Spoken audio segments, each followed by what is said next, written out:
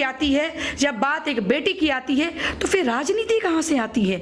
ये बात आप लोग सवाल कहाँ से कर रहे हैं? दुखद ही नहीं है, लोगों को शर्म आनी चाहिए और लोगों को इतना शर्म आना चाहिए कि वो चुल्लू भर पानी में डूब मरे। किसी ने बलात्कार जैसी घटना को अंजाम दिया है, किसी भी जाति का हो, किसी भी धर्म का हो, किसी भी मजहब का हो, उसको बीच चौराहे पे फांसी देनी चाहिए। The rapist should be hanged. अगर बेटियों पर लगाम कसते हैं तो बेटों के अंदर भी संस्कार दीजिए, उन्हें भी नैतिकता का पाठ पढ़ाएं। सेंट्रल में आपकी सरकार है, बिहार में आपकी सरकार है, यूपी में आपकी सरकार है, राजस्थान में किसकी सरकार है? बेटे चाहिए तो देखिए ना, राजस्थान में खरीद लेके जाते हैं इधर से लड़कियां। यहाँ पर 4 ठाकुरों के बच्चे थे, वहां पर रिजवान और दानिश और शाहिद और सुहैल थे, इसलिए आपकी राजनीति बदल गई। वोट बैंक की राजनीति करते हैं आप लोग। इतनी गंदी राजनीति करने से पहले कांग्रेस वाले को शर्म नहीं आती? वो हाथरस में जाने वाले थे, पप्पू गिर पड़े जी। क्या करेगा प्रशासन? आप मुझे बताइए, मानसिकता का दोष है, ये विकृत से विकृत मानसिकता है और इसको हवा देने के लिए कुछ वैसे महानुभाव तो बैठे हैं ही जो कि कहते हैं ये लड़के हैं और इनसे गलतियां हो जाती हैं। बेटी दुर्गा का रूप है, रानी लक्ष्मीबाई का रूप है, वो अपने पे जब आ जाएगी ना तो अच्छों को समझा देगी। नमस्कार, मैं संजीव सुमन, आप देख रहे हैं न्यूज़ 24 बाइट। आज हमारे बीच जो मेहमान बैठी हुई हैं वो है इस शहर की मशहूर स्त्री रोग विशेषज्ञ और साथ ही साथ भाजपा जिला उपाध्यक्ष डॉक्टर हीना चंद्रा जी। तो हम आज अब इनसे बातचीत करते हैं। नमस्कार मैम, आज के जो अभी चल रहे हैं शहर में, आप महिला सशक्तिकरण पे भी काम करती आ रही हैं और आजकल इस देश में 2-4 दिन और 1 हफ्ते से हाथरस, कभी बुलंदशहर, कभी कुछ इतने सारे कांड हो रहे हैं, इस सब पर आपकी क्या राय है? देखिए Sanjeev ji, you are Sanjeev Suman no या, तो देखिए संजीव जी, आपने कहा कि आजकल जो ऐसे वारदात जो देखने को मिल रहे हैं हमारे देश में, हमारे समाज में, अलग अलग शहरों में, अलग अलग राज्यों में, ये आजकल नहीं मिल रहा, ये बहुत पुराना है और इसको आजकल कह के इसको सीमित कर देना शायद ये कहीं ना कहीं गलत होगा, क्योंकि जब से होश संभाला है अखबारें रंगी पड़ी होती हैं ऐसे वारदातों से, ऐसी घटनाओं से। और अभी 2012 में भी एक बहुत विभत्स घटना हुआ था और कुछ दिनों पहले भी केवल यूपी में ही नहीं, राजस्थान में भी और भी जगहों पर, बुलंदशहर में, आजमगढ़ में और भी कई जगह हैं, राजस्थान के अलवर में, हाथरस में। तो मुद्दाएं इतनी ज्वलंत हैं कि सवाल छोटा हो जाता है कि आजकल देखने को मिल रहा है। हाथरस कांड जो अभी हुआ है उसको लेके पूरे हिंदुस्तान में हंगामा मचा हुआ है। इसमें है क्या चीज़, आप इस पे बारे में क्या समझती हैं? क्यों ऐसा, जब भी कुछ कहीं पे रेप कांड या मर्डर या कुछ खासकर महिलाओं के ऊपर जो अत्याचार हो रहा है उस पे आपका क्या कहना है?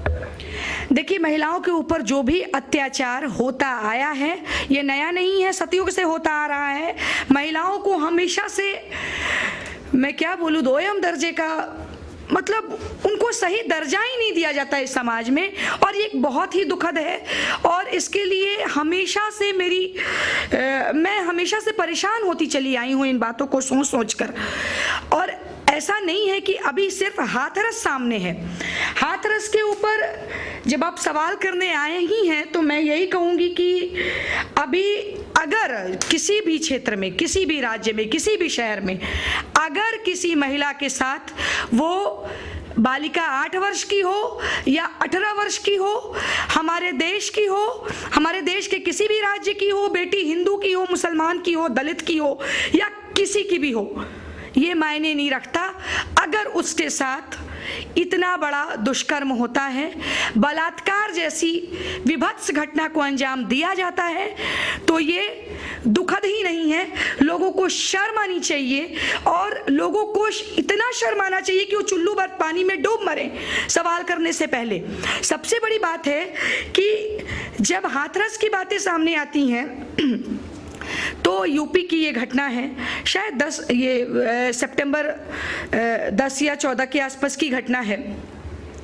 तो अभी जो है हमारे योगी सरकार ने, जो कि अभी यूपी के वर्तमान अभी मुख्यमंत्री भी हैं, उन्होंने क्लियर शब्दों में कहा है कि अगर किसी बेटी के साथ ऐसा हुआ है, उन्होंने प्रॉपर एसआईटी का गठन किया है, सब कुछ हुआ है। अगर इस घटना को अंजाम दिया गया है तो आरोपी को बख्शा नहीं जाएगा किसी भी कीमत पर।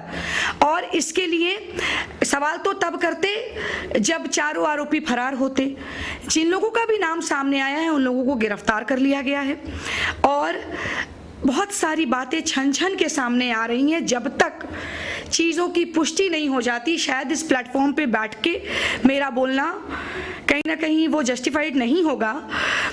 तो अगर ये घटना हुई है, अगर ऐसा हुआ है, बेटी की जान गई है, हमारे देश की बेटी है, और किस वजह से गई है, कैसे गई है, उसके साथ बलात्कार होता है या क्या होता है, इन चीज़ों के ऊपर काम किया जा रहा है। SIT की गठन की गई है और लोग, ऐसा नहीं है, पूरी तरह से इंक्वायरी बिठाई गई है और अगर इसमें कुछ भी निकल के आता है तो कड़ी से कड़ी सजा स्पीडी ट्रायल करके लोगों को दी जाएगी। और मेरा बस यही मानना है, देखिए आपने बहुत सारे डेजिग्नेशन मेरे लिए लगाए कि एक समाज सेविका, डॉक्टर या जिला उपाध्यक्ष भाजपा से, सारी बातें सेकेंडरी है संजीव जी। सबसे पहले मैं एक बेटी हूँ, एक महिला हूँ, एक स्त्री हूँ और अगर किसी बेटी के साथ अन्याय होता है, वो कोई भी हो, यहाँ पे किसी तरह की राजनीति नहीं होनी चाहिए, कोई पॉलिटिक्स नहीं होना चाहिए, मेरा यही मानना है। और जब इस तरह से मुखर होकर सवाल मीडिया वाले हाथरस पे करते हैं तो माफ कीजिएगा, शायद उसके बाद की घटना है अभी अभी राजस्थान के अलवर में भी, जब 45 साल की महिला के साथ 6 लोग मिलकर के गैंगरेप करते हैं, तो फिर मीडिया कहाँ जाके बैठ जाती है? सवाल क्यों नहीं हो रहा है? और उसमें 3 पकड़े जाते हैं आरोपी, बाकी के 3 कहाँ चले जाते हैं? तो फिर इस दोयम दर्जे का व्यवहार क्यों हो रहा है? क्या वो भाजपा शासित राज्य नहीं है इसलिए हो रहा है? क्यों हो रहा है, मैं ये पूछना चाहती हूँ।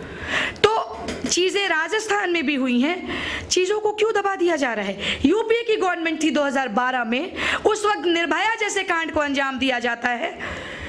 ऐसा नहीं है कि नया हो रहा है, ये हर वक्त ऐसी बातें समय समय पर हमारे सामने आ रही हैं और घटना को अंजाम दिया जा रहा है। लेकिन आज के डेट में अगर ऐसा कुछ भी हुआ है और बेटी की जान अगर इस वजह से गई है, जान तो गई है, ये हम सब जानते हैं, लेकिन कुछ ऐसा है सिस्टम हमारे समाज का कि उसमें, और न्यायपालिका का ऐसा सिस्टम है कि जब तक चीज़ों के तह तक नहीं जाएंगे, जब तक इंक्वायरी नहीं होगी, जब तक दोषी पूरी तरह से दोषी करार नहीं दिए जाते, हम उन्हें फांसी नहीं दे सकते। लेकिन अगर किसी ने बलात्कार जैसी घटना को अंजाम दिया है और अगर ऐसी विभत्स काम को अंजाम दिया है, तो माफ कीजिएगा, वो कोई भी हो, वो किसी भी बिरादरी का हो, किसी भी जाति का हो, किसी भी धर्म का हो, किसी भी मजहब का हो, उसको बीच चौराहे पे फांसी देनी चाहिए। उसको हैदराबाद में जिस तरह से एनकाउंटर किया गया, जिस तरह से प्रियंका रेड्डी के केस में हुआ और जिस तरह से एनकाउंटर हुआ और जिस तरह से इंसाफ मिला उस बेटी के माँ बाप को, और मैं यही कहूँगी कि हर महिला को इंसाफ की आस लगी है उसके बाद से कि नहीं, अगर बेटी की जान जाती है, अगर किसी बालिका की जान जाती है, किसी महिला की जान जाती है, तो इंसाफ मिलेगा और उसी तरह की इंसाफ की दरकार है। मैं यही कहती हूँ, कोई पार्टी नहीं, कोई पॉलिटिक्स नहीं, कोई बच्ची दलित नहीं है, कोई मुसलमान नहीं है, कोई हिंदू नहीं है, कोई जाति कोई धर्म नहीं है, उनको बस the rapist should be hanged, एक ही बात होना चाहिए। पुलिस प्रशासन पे सवाल उठ रहे हैं, पुलिस प्रशासन पे जितने सारे सवाल उठ रहे हैं, तो उसको लेकर आपका क्या कहना है? और ये हर बार होता है, जब भी कोई भी घटना महिला को लेकर होती है, छोटी घटना हो या बड़ी घटना हो, लेकिन पुलिस प्रशासन की लापरवाही का जरूर मुद्दा उठता है। ऐसा क्यों होता है? देखिए, पुलिस प्रशासन की लापरवाही कहिए या जो कुछ भी कहिए, लापरवाही कहिए या जो भी कहिए, चीज़ें एकाएक सहसा नहीं बदलने वाली। सिस्टम बना है, सिस्टम का खौफ लोगों में नहीं है, और आज भी जो विकृत मानसिकता है, चीज़ों को अंजाम ये विकृत मानसिकता दे रही है। और ये विकृत मानसिकता नई नहीं है, ये सतयुग में भी था, आज तो कलयुग है, ये नया नहीं है। और मैं यही कहूँगी कि ऐसी चीज़ें हमेशा से चली आ रही हैं। कलेजा कांप उठता है परेशानियां बढ़ जाती हैं जब सोचते हैं कि छोटी से छोटी बच्ची भी आज, और इसमें किसी सरकार को या किसी एक व्यक्ति को दोष नहीं दे सकता है इंसान, ये पूरा सिस्टम, ये पूरा समाज और हर एक व्यक्ति कहीं ना कहीं जिम्मेदार है, क्योंकि चीजें घर से शुरू होती हैं। बेटे और बेटियों में अंतर घर से शुरू होता है। तो अच्छे संस्कार की भी जरूरत है। सिर्फ बेटी को पढ़ाने से और बेटी को बचाने से नहीं काम चलेगा, बेटों में भी संस्कार निहित करने की आवश्यकता है, मैं ये कहूंगी। और जहां तक प्रशासन का सवाल है,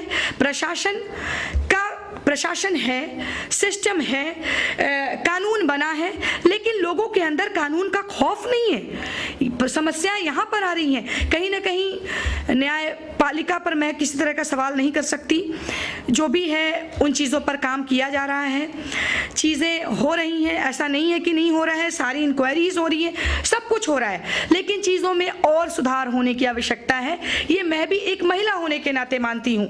यहाँ पर कोई पार्टी नहीं है, कोई पॉलिटिक्स नहीं है, कुछ नहीं है, लेकिन बेटी असुरक्षित है, पहले भी थी, आज भी है, और आज भी महिलाओं को वो अधिकार, वो सम्मान इस समाज में नहीं मिल पा रहा है। और कहीं ना कहीं ये चीजें घर से शुरू हो रही है, और सिर्फ पुरुष महिलाओं के दुश्मन नहीं है, महिला स्वयं महिलाओं की दुश्मन है। तो चीजें बहुत सारी छन छन के सामने आ रही हैं। तो जब इतना बड़ा बड़ा कांड को अंजाम दिया जा रहा है, इतनी बड़ी बड़ी बातें सामने आ रही हैं, तो हम सिर्फ एक व्यक्ति विशेष या सिर्फ प्रशासन या सिर्फ सरकार या सिर्फ एक इंसान को दोष दे करके खुद का पल्ला नहीं झाड़ सकते।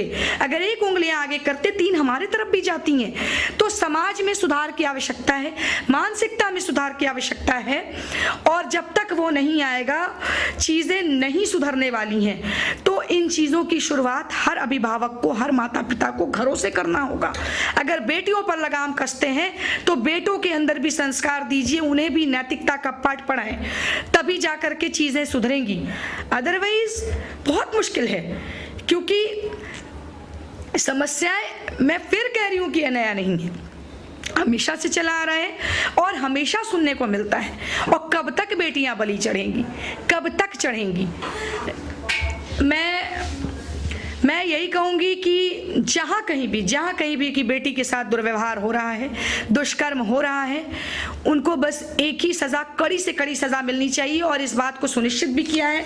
योगी जी ने ट्वीट करके लिखा था कि ये जो भी घटना बेटी के साथ हुई है वो दुर्भाग्यपूर्ण है, दोषी कतई नहीं बचेंगे। मैं उनके ही शब्दों को पढ़ रही हूँ जो उन्होंने ट्वीट किया था।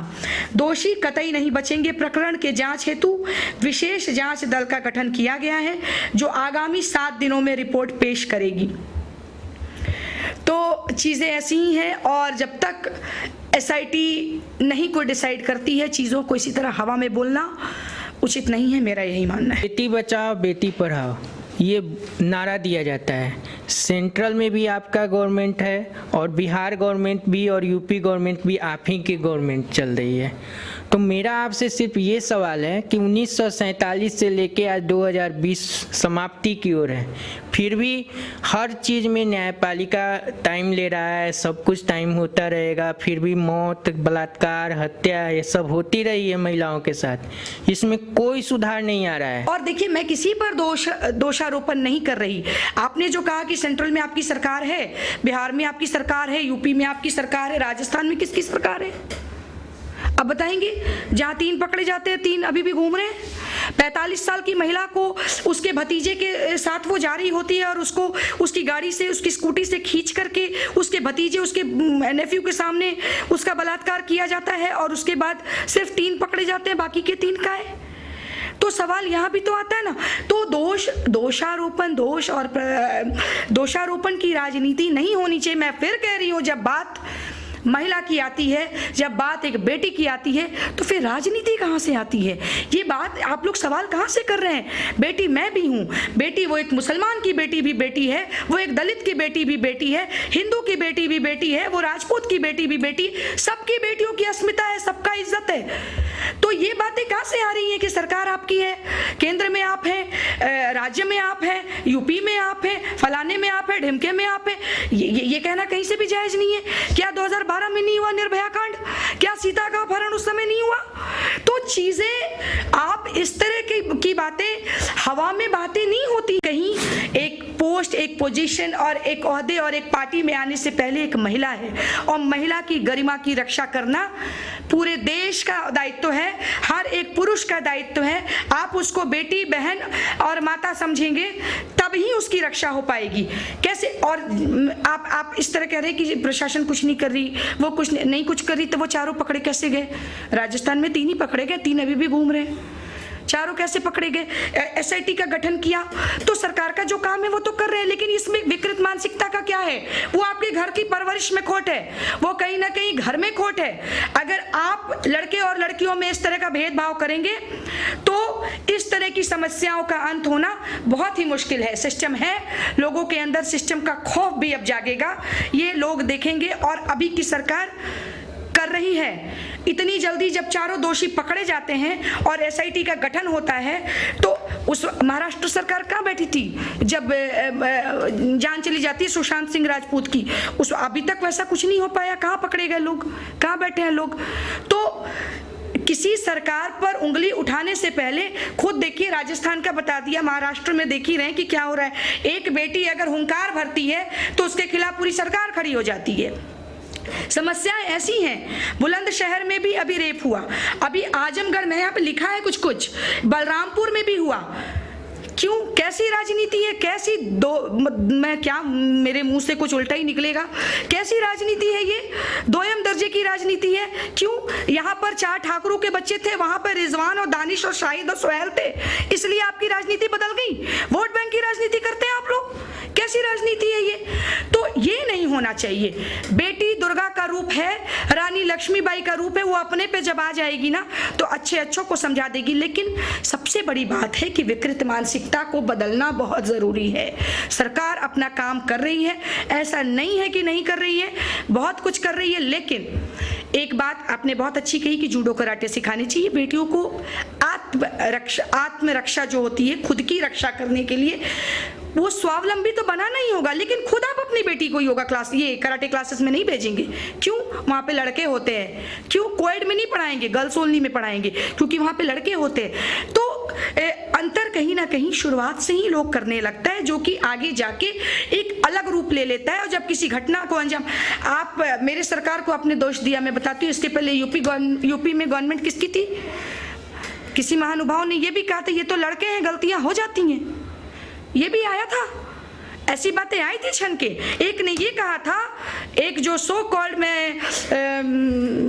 मैं ज्यादा बोल दूंगी फिर, उन्होंने ये भी कहा था कि लड़कियां कपड़े ऐसे पहनती हैं कि लड़कों से गलतियां हो जाती हैं, इस तरह की घटनाएं घट जाती हैं। मैं पूछती हूँ कि जब बच्ची 8 साल की होती है, जब बच्ची 2 साल की होती है, या बच्ची 6 महीने की होती है, तो ऐसा क्या पहन लेती है जिसको देख करके वात्सल्य की जगह वासना जाग जाती है? इसको मैं क्या बोलूं? यहाँ पर क्या करेगा प्रशासन? आप मुझे बताइए। ये मानसिकता का दोष है, ये विकृत से विकृत मानसिकता है, और इसको हवा देने के लिए कुछ वैसे महानुभाव तो बैठे हैं ही जो कि कहते हैं ये लड़के हैं और इनसे गलतियां हो जाती हैं। आज गांधी जयंती भी है, तो आज हमारे व्यूअर्स और इस क्षेत्र की जनता को न्यूज़ 24 बाइट के द्वारा आप क्या संदेश देना चाहेंगे? देखिए, आज 2 अक्टूबर है, गांधी जयंती है, और लाल बहादुर शास्त्री जी की भी जयंती है। तो ऐसे में ये लोग हमारे देश की राजनीति को बदलने में और पूरे देश को बदलने में और कहीं ना कहीं देश की आज़ादी में इन लोगों का बहुत ही अहम रोल रहा है। और आज हम आज़ाद हैं और आज़ाद भारत में आज खुल के सांसें ले रहे हैं। आज हम परतंत्र नहीं, हम स्वतंत्र हैं। तो कहीं ना कहीं इन लोगों का एक बहुत बड़ा योगदान रहा है। हम इससे पीछे आज़ादी के मतवालों में इनका भी नाम था, और इन लोगों ने भी लोगों के अंदर वो ऊर्जा का संचार किया और लोगों के अंदर वो एनर्जी डाली कि कूद पड़े स्वतंत्रता संग्राम में लोग। तो कहीं ना कहीं मैं यही कहूँगी कि वैसे वैसे महान पुरोधा, आज के दिन उनका जन्म हुआ था और आज के दिन उनकी जयंती है। तो कहीं ना कहीं हमारा देश भाग्यशाली है कि ऐसे महान हस्ती हमारी धरती पर उन लोगों का जन्म हुआ और देश हमारा आज़ाद हुआ। सत्य के मार्ग पर चलें और इस बात को हमेशा याद रखें। देखिए, आपकी विचारधारा कुछ भी हो सकती है। शायद आप गांधी जी को पसंद करें, नेहरू जी को पसंद करें, मोदी जी को पसंद करें, अथवा किसी को भी पसंद करें, लेकिन सच सच होता है। सत्य सत्य होता है और सत्य कभी पराजित नहीं होता है। इस बात पर चलिए, देखिए आपकी विचारधारा कुछ भी हो, आपका आइडियल कोई भी हो, कोई गांधी जी को भी पसंद करते हैं, कोई नाथूराम गोडसे को भी पसंद करते हैं, तो ये उसकी अपनी अपनी विचारधारा है। लेकिन मैं यही कहूँगी, आज के दिन आपके न्यूज़ 24 बाइट के माध्यम से पूरे शहरवासियों को और जितने भी लोग आपसे जुड़े हैं, आपके माध्यम से मुझसे जुड़े हैं, मैं यही कहूँगी कि देखिए इस मार्ग को ना छोड़ें। अगर आप सच हैं तो नज़रें मिला के बात करेंगे, मुझे नज़रों को झुकाने की ज़रूरत नहीं पड़ेगी। अगर मैं सच हूँ तो शायद मेरी जो आवाज़ होगी उसमें जो बुलंदी होगी वो सच की आवाज़ में ही होती है। मेरी नज़रें नहीं झुकेगी क्योंकि मैं सच हूँ, तो सच हमेशा से विजयी ही होता है। इसलिए आप सत्य के मार्ग पर चलें और आप जीवन में आगे की ओर बढ़ें और आप विजयी हों, चाहे क्षेत्र कोई भी हो।